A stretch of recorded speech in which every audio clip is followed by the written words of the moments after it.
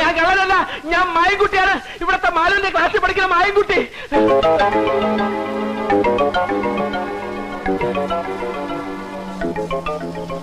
മാലുവിന്റെ കയ്യിൽ നിന്ന് ഞാനൊരു പുസ്തകം മേടിക്കാൻ വന്നാണ്. പുസ്തകം മേടിക്കാൻ മധുരഞ്ചേരിയാ വരണത്. അത് രാത്രി ആയതുകൊണ്ട് ആരെയും വിളിച്ച് ശല്യപ്പെടുത്തണ്ടെന്ന് വിചാരിച്ച. അയ്യ, അത് നല്ല വിചാരമായിപ്പോയി. ഇവൻ ശരിയല്ല. ഇവന്റെ ഉണ്ടകണ്ണ് കണ്ടാലറിയാം കള്ള ലക്ഷണമുണ്ട്. അതോ ഇത് കള്ള ലക്ഷണമല്ല, ജന്മനാ ഉള്ളതാണ്. വീട്ടില് ബാപ്പയ്ക്കും ഉമ്മയ്ക്കും ഒക്കെ ഉണ്ട്. എന്റെ ദൈവമേ, അപ്പൊ കുടുംബടക്കം കള്ളന്മാരാണ്. വിടരുതരവനെ പിടിച്ചു പോലീസിലേപ്പിക്കും. ഹലോ, അതിനുമുമ്പ് നിങ്ങൾ മാലുവിനെ ഒന്ന് വിളിച്ച് ചോദിച്ചു നോക്ക്. എന്നിട്ട് പോലീസിനെയോ പട്ടാളത്തിനോ വിളിച്ചോ. മാലു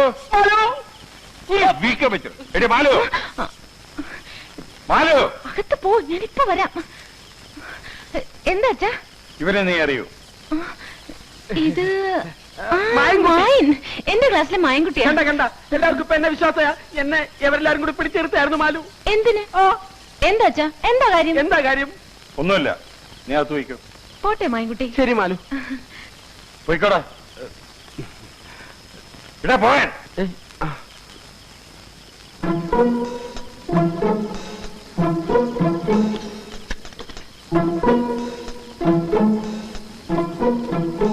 നിക്കടാ അവിടെ. നീ ആരാടാ നോക്കിയത്? ആര് നോക്കി? എവിടാ അവൻ? ആര്? നിന്റെ കൂടെ വന്നവൻ. ആരും വന്നില്ല. വേഗം ഇറങ്ങി വാ. വേഗം വരാൻ.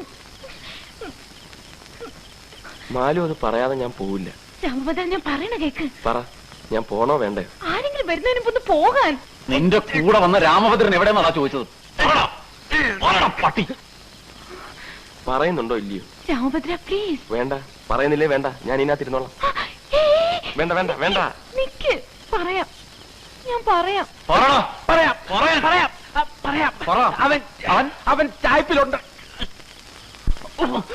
എനിക്ക് രാമഭദ്രന് ഇഷ്ടമാണെന്നല്ല, ജീവനാണ്. ജീവൻ പോരെ. Thank you Malu, thank you very much.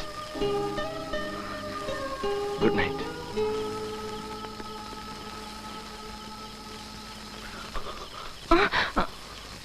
എന്താടി ഇവിടെ? ഒന്നുമില്ല. കയറി പോകത്ത്.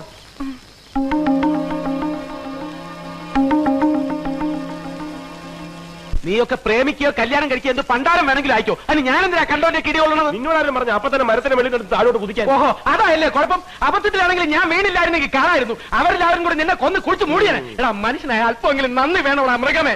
നന്ദി വേണം, അത് തന്നെ എനിക്ക് നിന്നോടും പറയാനുള്ളത്. നീ പറഞ്ഞിട്ടല്ല ഞാൻ അവളെ പ്രേമിച്ചത്, എന്നിട്ട് ആ നന്ദി നിന്നെ കൊണ്ടോ? അയ്യടാ, ഇതെവിടത്തെ ന്യായം? പിന്നെ നീയല്ലേ ഞങ്ങളെ ഒന്നിപ്പിച്ചത്. അതിന് അപ്പൊ പിരിയാൻ നോക്കണ്ട നിന്റെ കടമയാ. അതിന് പിരിയാനും ചുറ്റാനും ഒക്കെ നിന്റെ അച്ഛൻ സമ്മതിച്ചിട്ട് വേണ്ടേ? നിന്റെ വീട്ടിൽ പോയിട്ട് ആ മുറ്റത്ത് പോലും ഒരു പെണ്ണും കാലുകുത്താൻ പാടില്ലെന്ന് ശപഥം ചെയ്തിരിക്കില്ല അങ്ങേര്. ഇങ്ങനെ ഉണ്ടോ ഒരച്ഛൻ? അതൊക്കെ നമ്മുടെ വാപ്പ. ഞാൻ ജനിച്ച് 3ന്റെ 4 ഡിം. ഇതിങ്ങനെ കിടക്കയല്ലേ, എന്നിട്ട് ആഴ്ചയിൽ ഓരോ ശപഥവും. എടാ, നിനക്ക് അവളെ കെട്ടണമെന്നുണ്ടെങ്കിൽ ഒറ്റ മാർഗമേ ഉള്ളൂ. എങ്ങനെ നിന്റെ ചേട്ടന്മാരുടെ മനസ്സിളക്കണം. അവർക്കും കൂടി കല്യാണം കഴിക്കണമെന്നുള്ള ആഗ്രഹം ഉണ്ടാക്കണം. ചേട്ടന്മാരിൽ ഒരാളെ നമ്മുടെ കൂടെ കിട്ടിയാൽ മതി, ബാക്കി കാര്യം ഞാൻ ഏറ്റു. ഇന്ന് നിന്റെ മനസ്സിൽ വീണിരിക്കുന്ന ഈ തീപ്പൊരി ഇനി അവരുടെ മനസ്സിലേക്ക് ഞാൻ വീഴ്ത്തി തരാടാ.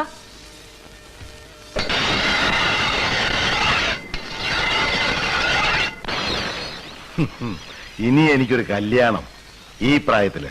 നിനക്കൊക്കെ എന്താ ഭ്രാന്തുണ്ടോ? വലിയേട്ടൻ അതിനും മാത്രം പ്രായമൊന്നും ആയിട്ടില്ല. ഇതിനേക്കാളും വയസ്സന്മാര് കല്യാണം കഴിക്കുന്നില്ല ചേട്ടാ. അത് നല്ല കിളി പോലത്തെ.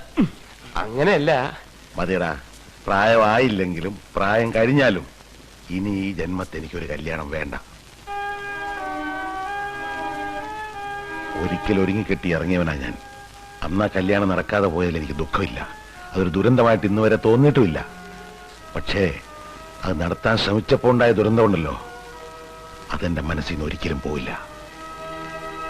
ഇപ്പൊ കല്യാണം എന്ന് കേൾക്കുമ്പോ നമ്മുടെ അമ്മയുടെ പൊതിഞ്ഞു കെട്ട ജഡവും കയ്യാമം വെച്ച് 2 വശത്തും പോലീസുമായിട്ട് അടന്നു പോകുന്ന അച്ഛനുമാണ് മനസ്സിൽ. അതെല്ലാം മറന്നിട്ട് ഇപ്പൊ ഞാൻ കല്യാണം കഴിക്കണം അല്ലേ? അയ്യോ വലിയേട്ടാ, വലിയേട്ടന്റെ മനസ്സ് വിഷമിപ്പിക്കാനല്ല ഞാൻ വന്ന് പറഞ്ഞത്. ഇവന് കല്യാണം കഴിക്കാൻ വേണ്ടിയിട്ടുമല്ല അല്ലേടാ?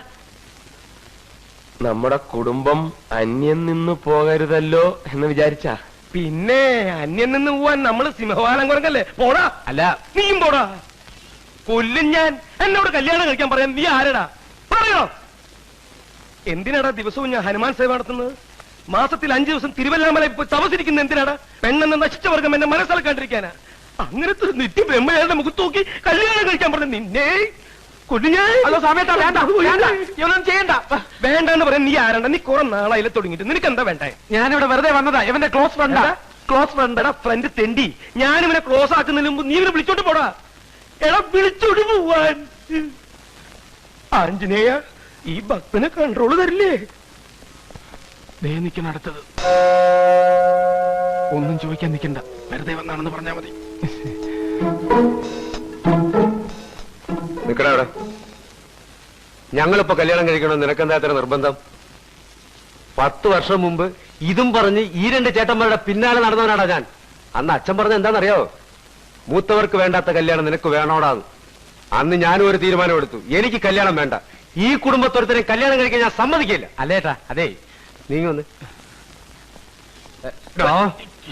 നീ ഒരുത്തനെ ഇവനെ കൂടെ കൊണ്ടുനടന്ന് വഷളാക്കുന്നു. മേലാൽ ഇവന്റെ കൂടെ നിന്നെ കണ്ടാൽ കാലിന്റെ ചിരട്ടയാൻ തല്ലി പൊട്ടിക്കും. ഇനി വന്നേ. ഞാനൊരു കാര്യം പറഞ്ഞാൽ നീ അതേപോലെ ചെയ്യും. എന്താ? വല്ല എലിപ്പാഷണോ മേടിച്ച് കുറുക്കി കൊടുക്കണ 3 ചത്തു തൊലയിട്ട്. ഇടാ, ഇങ്ങനത്തെ 3 ചേട്ടന്മാര് ജീവിച്ചിരിക്കുന്നിടത്തോളം കാലം നിനക്ക് കല്യാണം കഴിക്കാൻ പറ്റുന്ന പ്രശ്നമില്ല.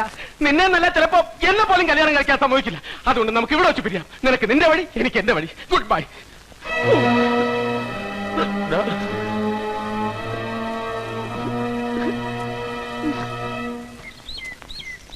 നമ്മൾ തമ്മിൽ ചേർന്ന ഇവിടെ ഒരു ഭൂകമ്പം ഉണ്ടാവുമെന്ന് എനിക്കറിയാം.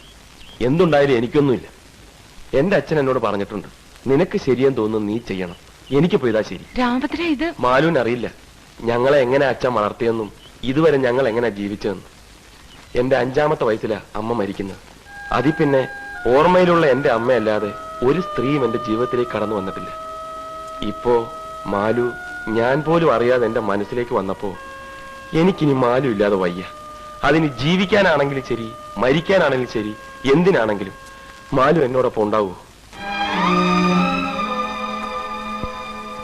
ഞാൻ വിളിച്ച മാലു ഇറങ്ങി വരുമോ?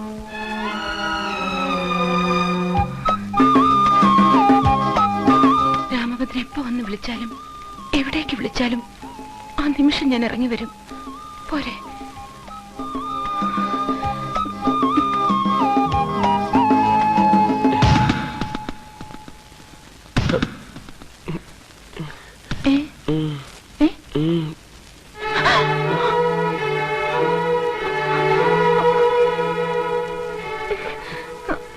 പേടിക്കാനൊന്നുമില്ല, ധൈര്യമായിട്ടിരുന്നു. ഹലോ, കുറെ നാളായല്ലോ കണ്ടിട്ട്. എവിടെ ആയിരുന്നു? വാടി ഇവിടെ, ഇങ്ങോട്ട് വരാൻ.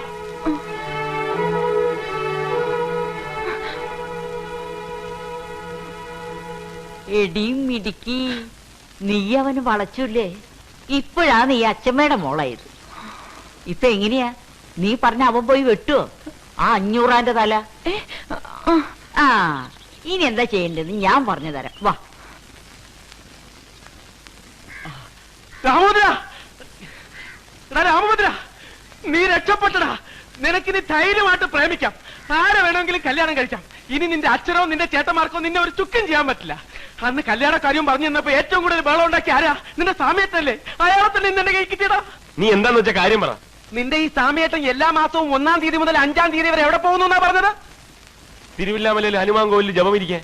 ഉണ്ട, അയാൾ അയാളുടെ ഭാര്യ വീട്ടിൽ പോകുന്നതാടാ. ആ, അയാൾ കല്യാണം കഴിച്ചാടാ. 7 കൊല്ലമായി കല്യാണം കഴിച്ചിട്ട് 7 കൊല്ലം ഭാര്യ മക്കളെ രഹസ്യമായി താമസിപ്പിച്ചിരിക്കുക. നമ്മുടെ സാമ്യേട്ടന്റെ കാര്യം തന്നെയാണോ നീ പറയുന്നത്? അയാൾ സാമ്യേട്ടനല്ല, ആ സാമ്യേട്ടനാ. തിരുവില്ലാമലയിലേക്കെന്നും പറഞ്ഞ അയാൾ പോണതേ തിരുവല്ലയിലേക്കാ. അവിടുത്തെ കാര്യം ഒരു കൊച്ചമ്മണി ടീച്ചർ അയാളുടെ ഭാര്യ. മായൻകുട്ടി, നീ വെറുതെ നുണ പറയരുത്. നിനക്ക് വിശ്വസിക്കാൻ പറ്റുന്നില്ല അല്ലേ? തെളിവും കൊണ്ടാണ് ഞാൻ വന്നിരിക്കുന്നത്. ഇതാണ് നിന്റെ ചേട്ടത്തി അമ്മ, തിരുവല്ലാക്കാരി കൊച്ചമ്മണി ടീച്ചർ. ഇനി ഈ കൊച്ചമ്മണി ടീച്ചറെ കൊണ്ട് നിന്റെ വീട്ടിലുള്ളവരെയൊക്കെ നമ്മളൊരു പാഠം പഠിപ്പിക്കുവളിയാ, പാഠം പഠിപ്പിക്കും. അങ്ങനെ ജീവിതത്തിൽ ആദ്യമായിട്ട് നീ ഒരു നല്ല കാര്യം ചെയ്തടാ. വാ.